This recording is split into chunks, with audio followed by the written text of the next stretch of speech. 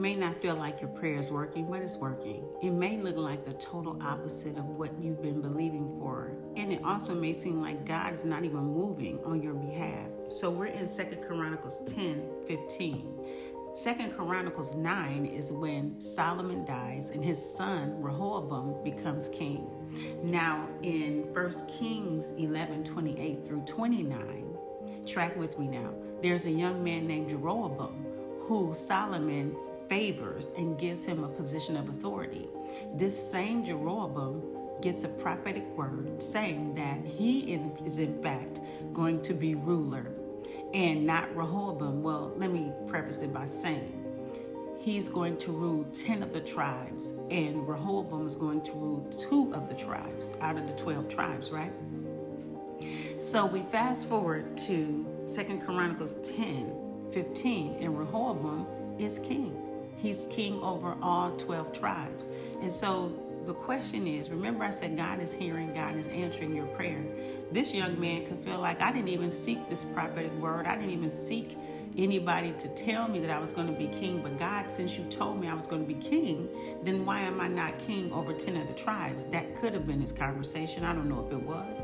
But sometimes it just doesn't trip you out how God works. Like, God, you could go straight from A to B, but instead you're zigzagging. It's all good. So let's look at 2 Chronicles 10, verse 15.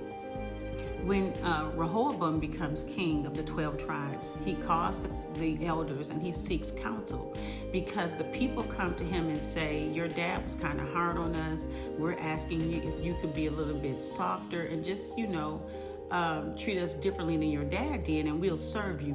We won't, with no problem.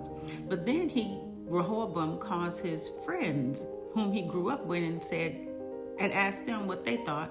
And they said the total opposite. Man, be harder on them than your dad was and let them know that that's how we're going to operate, right? So let's go to 2 Chronicles 10:15. It says this, so the king hearkened not unto the people, for the cause was of God that the Lord might perform his word. Now we all could say, why go through all of that when you could just have never given him the 10 kingdoms, giving him only 2 that you said you were going to give him, and keep it moving? Well, beloved, what we all have to understand is God is not only concerned about the outcome, he is also concerned about the process, because it's in the process that we change and we are transformed. So be encouraged because he hears you.